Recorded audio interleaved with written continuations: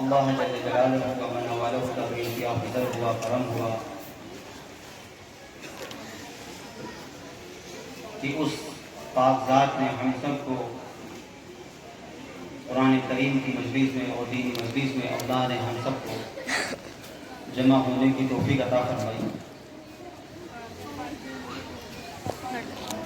हदीस के अंदर आता है, जिसका मफ़हूम है कि जहाँ अल्लाह के दीन की मजलिस लगती है, कुरान का और हदीस का जिक्र किया जाता है,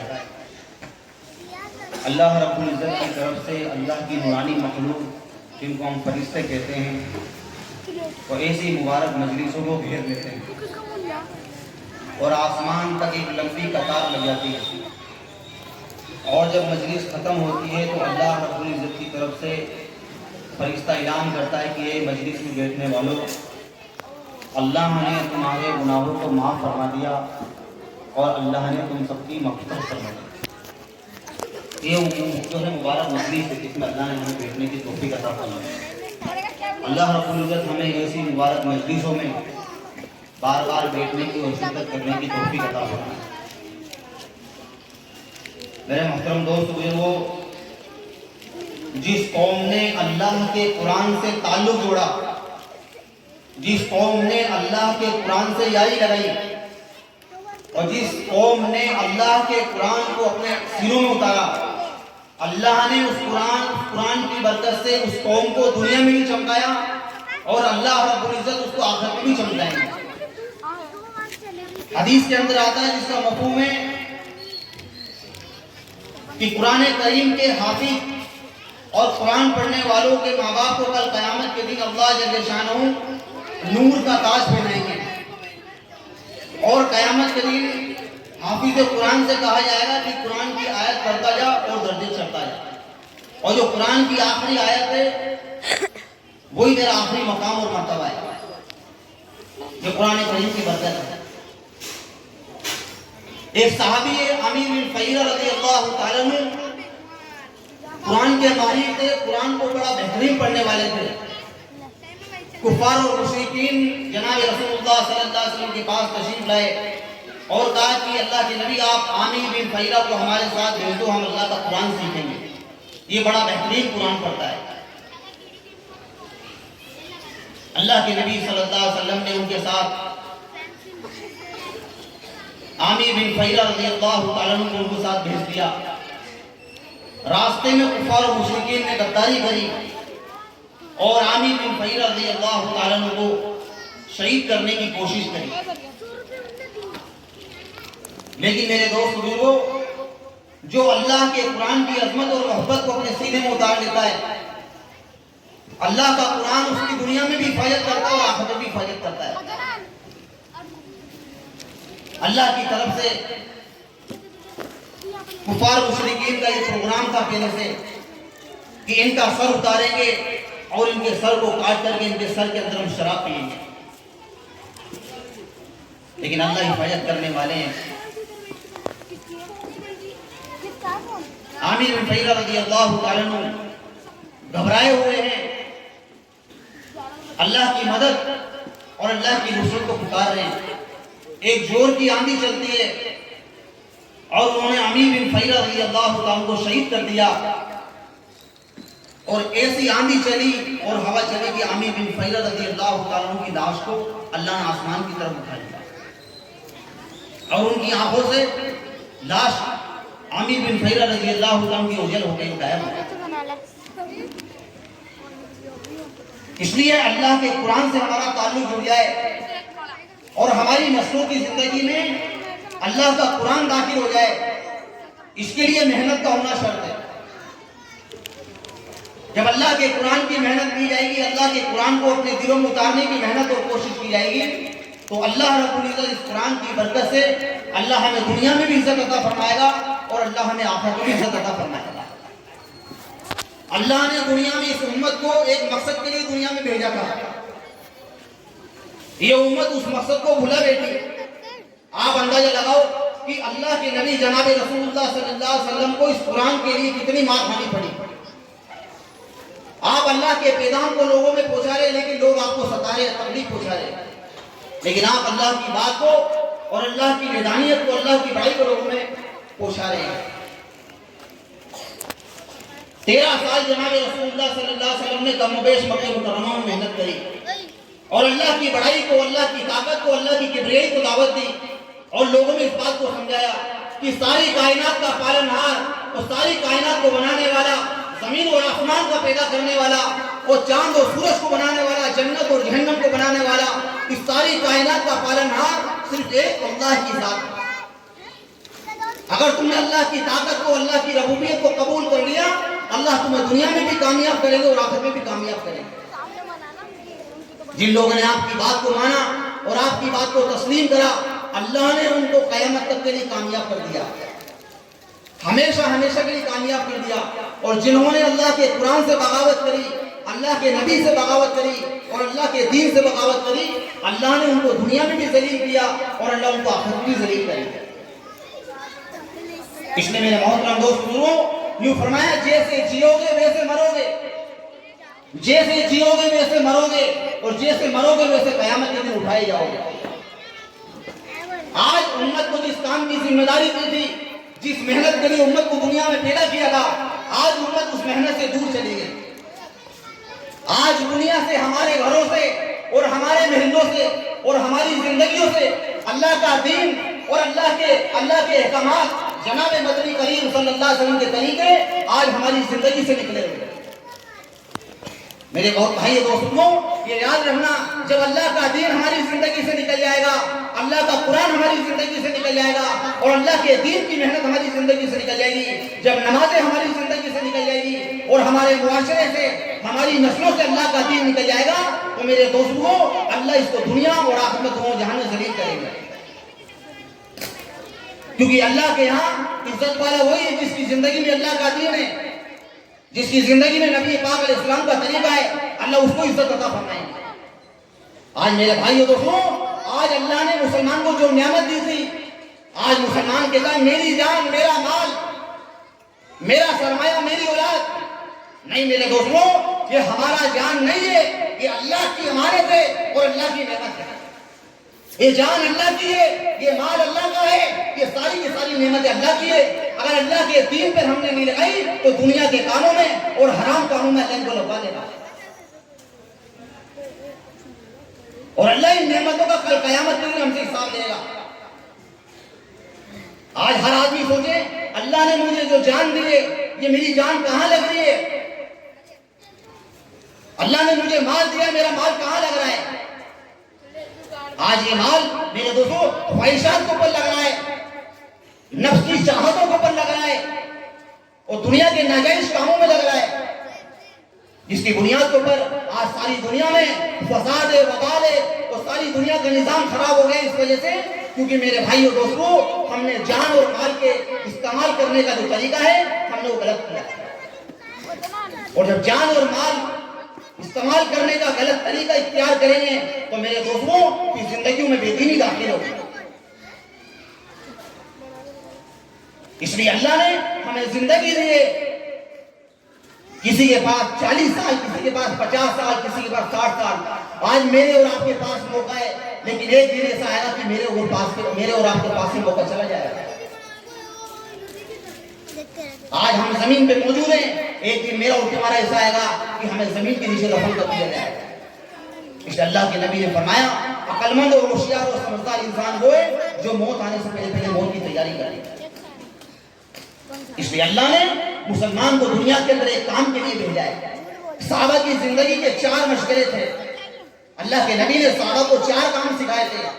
सबसे पहले सहाबा का ताल्लुक अल्लाह के कुरान से था। वो कुरान करीम की तिलावत करने वाले थे और कुरान करीम के ऊपर अमल करने वाले थे। और दूसरा काम सहाबा का ये था कि सहाबा मस्जिदों को आबाद करने वाले थे।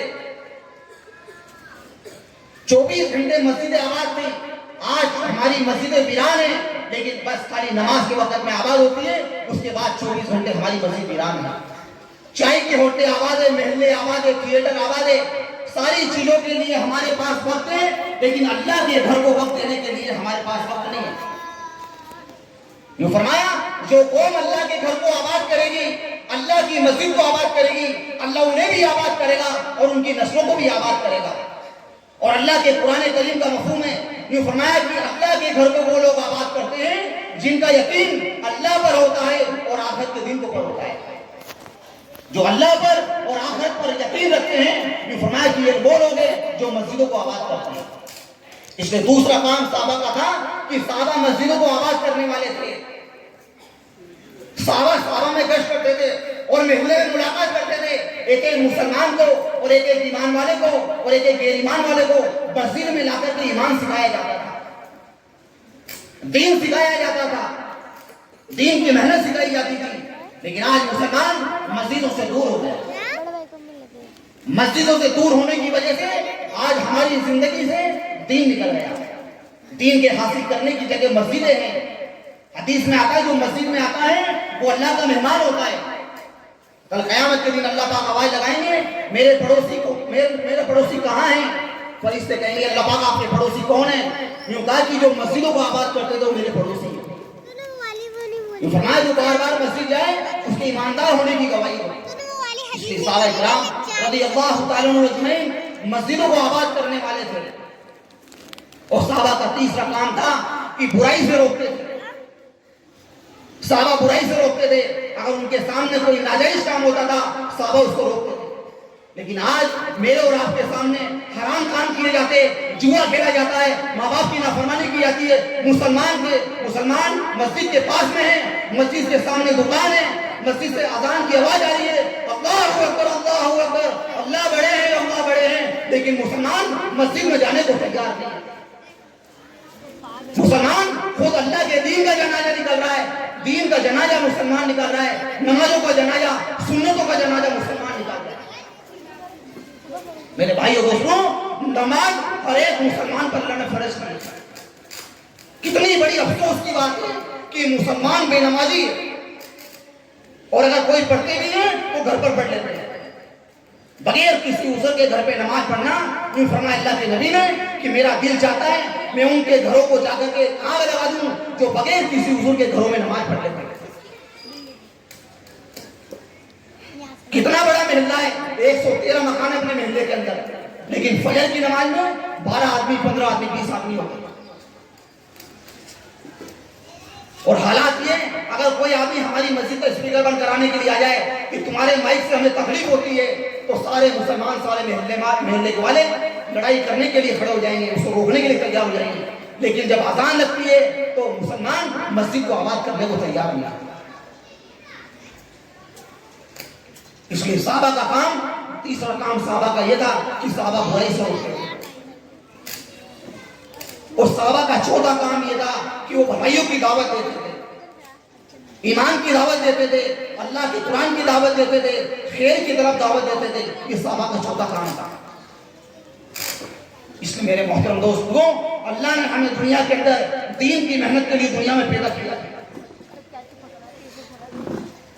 अल्लाह ने दो जिम्मेदारी दी है, एक अपनी जिंदगी में दीन को दाखिल करना और एक सारी इंसानियत की जिंदगी में अल्लाह का दीन दाखिल हो जाए।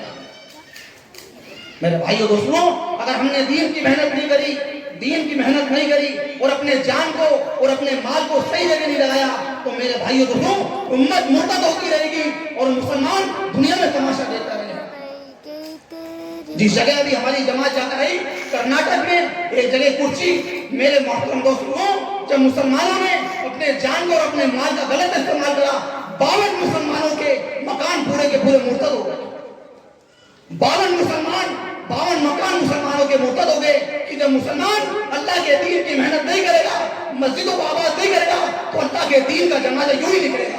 और कल क़यामत के दिन अल्लाह के नबी गिरबान पकड़ के पूछेंगे, बताओ जब दुनिया से मेरे दीन का जनाजा निकल रहा था, मेरी बेटियां इस्लाम को छोड़ करके गैर मजहब इख्तियार कर रही थी, उस वक्त तुम अपने दीन को और अपने जान को और अपने माल को कहां लगा रहे थे? ये तो कर्नाटक की बात है मेरे दोस्तों। ये टोंक रोड के बच्चों की ढाणी के पास में 170 लड़कियां मुसलमानों की ईसाइयों के साथ चली गई। 170 लड़कियां ईसाई बन गई। क्यों? मेरे दोस्तों, मुसलमान मेहनत नहीं कर रहे। जिस मुसलमान को अल्लाह ने दावत के काम के लिए दुनिया में भेजा था, अपनी जान और माल को खपाने के लिए दुनिया में भेजा था, आज मेरी और आपकी जान मकानों पे लग रही है, गाड़ियों पे लग रही है, शादियों में लग रही है, हराम खानों में लग रही है, लेकिन अल्लाह के दीन के ऊपर हम अपनी जानों को और अपने मालों को लगाने को तैयार नहीं। मेरे दोस्तों, हम सोचे हम दुनिया में क्यों आए, हमारा दुनिया में आने का अगर हम करें तो कौन सा तो मल है। अगर हमने अपने जान और अपने माल को, ये अल्लाह की नियामत है, अगर सही से इस्तेमाल नहीं हुआ तो कल कयामत के दिन अल्लाह इस जान का, इस माल का हमसे हिसाब लेगा। और अगर अल्लाह के दीन पर मेहनत करके अल्लाह के दीन पे लगा दिया, अल्लाह के कुरान पे लगा दिया, तो अल्लाह रब्बुल इज्जत कल कयामत के दिन इन नेमत होगा, हमें कल कयामत के दिन बेहतरीन बदल अता फरमाएगा। इसलिए मेरे मोहतरम दोस्तों, मेरी दरखास्त है आप लोगों से कि आप सारे जिम्मेदार है, वो सारी बस्ती के मुसलमान जिम्मेदार है। जिस तरीके से हमने एक जमाना वो था हमारे महल्ले में कि मस्जिद की आवाज, जान की आवाज हमारे कानों में नहीं आती थी, लेकिन सारे महल्ले वालों ने इज्तिमाइयत के साथ जब मेहनत करी तो अल्लाह ने मस्जिद बनवा दी। और आपके सामने हमारी मस्जिद की कारगुजारी कि जो घर वाले 35 लाख रुपए के बगैर मान नहीं रहे थे, जब महल्ले वालों के आंसू निकले और अल्लाह के सामने रोए, किसी चौराहे के ऊपर लोग रोए, तो अल्लाह ने उनके रोने के ऊपर, अल्लाह ने 35 लाख रुपए अल्लाह ने माफ करवा दिए। उन भाइयों ने कहा कि हम अल्लाह के नाम पर इस मस्जिद को हमारी वालिदा की तरफ से देते हैं और हमें 1 रुपया भी नहीं चाहिए। जब मेहनत होगी तो मेरे दोस्तों, अल्लाह की मदद और अल्लाह की नुसरत आसमान से उतरेगी। जयपुर में एक बालिग मस्जिद ऐसी है, मरियम मस्जिद, जिसको अल्लाह ने ऐसी गेबी मदद के साथ और गेबी नुसरत के साथ अल्लाह ने बनवाया है। इस मस्जिद की कारगुजारी निजामुद्दीन तक चल रही है कि जिनके घरों में झगड़ा हो गया कि 35 लाख रुपए के बगैर हम अपनी जमीन नहीं देंगे, लेकिन जब महल्ले वालों ने अल्लाह से मांगा और अल्लाह से दुआ करी तो अल्लाह ने उनके रोने के ऊपर अल्लाह ने अपना गेबी निजाम हरकत में कर दिया। इसलिए मेरे दोस्तों, मुसलमान बेनमाजी नहीं होता, मुसलमान बेनमाजी नहीं होता, मुसलमान फरमाए की नमाज का पाबंद होता है और काफी नमाज भी पढ़ता है। इसलिए मर्दों की भी मेहनत है और मस्तूरात की भी मेहनत है। हमारे महल्ले में हर घर के अंदर 5 अमाल के साथ तालीम जिंदा हो जाए। जितनी माँ बहनें बात सुन रही है, इन सबसे दरखास्त है ये अपने घरों के अंदर तालीम की किताब लेकर आए, मुंतखब हदीस फजाइल अमाल की तालीम अपने घरों के अंदर रोजाना करें, रोजाना कुरान करीम का हल्का लगाए। ये कोई तबलीग वाले अमल नहीं है, ये जनाब रसूलुल्लाह सल्लल्लाहु अलैहि वसल्लम के जमाने के अमल है। खुद अल्लाह के नबी सल्लल्लाहु अलैहि वसल्लम अपने घर वालों को, अपनी अज़वाज मुहतरमात को जमा कर करके और जो घर के अंदर तालीम करते थे, कुरान सुनाया करते थे। जब आप पर पहली वही नाजिल हुई तो आपने जाकर के कुरान करीम की आयत जो नाजिल हुई वो हज़रत खदीजा रज़ियल्लाहु अन्हा को आपने सुनाई। ईमान और अमाल का मुज़ाकरा करते थे और अल्लाह के रास्ते में निकलने की तशरीह करते थे। इसलिए हमारे हर घर के अंदर तालीम जिंदा हो जाए, अल्लाह के नबी सल्लल्लाहु अलैहि वसल्लम की हदीस का जिक्र शुरू हो जाए और अपने घरों के अंदर कुरान करीम का हुक्म शुरू हो जाए। और हर मस्तूरात अपने घर में अल्हम्दुलिल्लाह हमारे यहाँ हर बुधवार को तालीम होती है, 3 बजे से लेकर के घंटा 1.5 घंटे तालीम होती है। उसमें सारे मर्द औरत जितने भी आप लोग यहाँ मौजूद है, तमाम के तमाम अपनी मस्तूरात को तालीम के अंदर भेजें। जब हमारे घरों में तालीम होगी और हमारी बच्चियां सुनेगी तो उनकी जिंदगी में अल्लाह का दीन आएगा, उनको आखिरत, उनकी आखिरत सामने होगी। अब एक कारगुजारी निजामुद्दीन के अंदर आई, एक औरत ने अपनी बच्ची को अल्लाह का दीन सिखाया, वो बच्ची पढ़ी और लिखी, अल्लाह ने उसको जज बना दिया। जब वो जज बन गई तो जब फैसला करने के लिए बैठती तो लोग उसको देखते कि हाथों में ग्लव्स है, पैरों में ग्लव्स है और पूरा चेहरा ढका हुआ है। लोगों ने पूछा कि आप इतनी बड़ी डिग्री के ऊपर हिजाब के अंदर, पर्दे के अंदर कैसे, कौन सी चीज आपको यहाँ पहुंचा दिया? यूं कहा कि जब मैं 12-13 साल की थी तो मेरी माँ मुझे 12-13 साल की उम्र से ही अल्लाह के रास्ते में 3 दिन लगवाती थी और मेरी शादी होने तक मेरे 40 मरतबा मेरी माँ ने 3 दिन लगवा दी। कितने लगवा दी भाई? 40 मरतबा मेरी माँ ने मेरे 3 दिन लगवा दिए। उस 3 दिन की बरकत है कि अल्लाह ने मुझे पर्दा भी अता फरमा दिया और अल्लाह ने मुझे इस मकाम तक पहुंचा दिया। इसलिए जब घरों में तालीम होगी तो हमारी नस्लों की जिंदगी में अल्लाह का दीन आएगा, हमारे बच्चों को दीन का मालूम होगा और दीनी माहौल कायम होगा। इसलिए सारी बस्ती के अंदर मेहनत करनी है और मस्जिद के अंदर भी अपने आप को जोड़ने की मेहनत करनी है। बयान और तकरीर के जरिए से दीन जिंदगी में नहीं आएगा। जब तक मेहनत और कुर्बानी नहीं देंगे जब तक दीन जिंदगी में नहीं आएगा। इसलिए जितना मजमा यहाँ आया हुआ है और जितनी मस्तूरात की आवाज सुन रही है, ये सारे के सारे नियत कर ले कि आज के बाद हमारी कोई नमाज कज़ा नहीं होगी इंशाअल्लाह, और हम मस्जिदों को आबाद करेंगे इंशाअल्लाह ताला और अपने घरों के अंदर तालीम को जिंदा करेंगे इंशाअल्लाह ताला। इसलिए तमाम हजरात नियत करें, इरादा करें कि इंशाअल्लाह ताला हम अपने आप को दीन के काम में और दीन की मेहनत में हम जोड़ेंगे इंशाअल्लाह ताला। अल्लाह मुझे और आपको बनने की तौफीक अता फरमाए इंशाअल्लाह। अनस बिन अकरम की तरफ से 500 रुपये बच्चों के लिए दिए गए हैं। शहर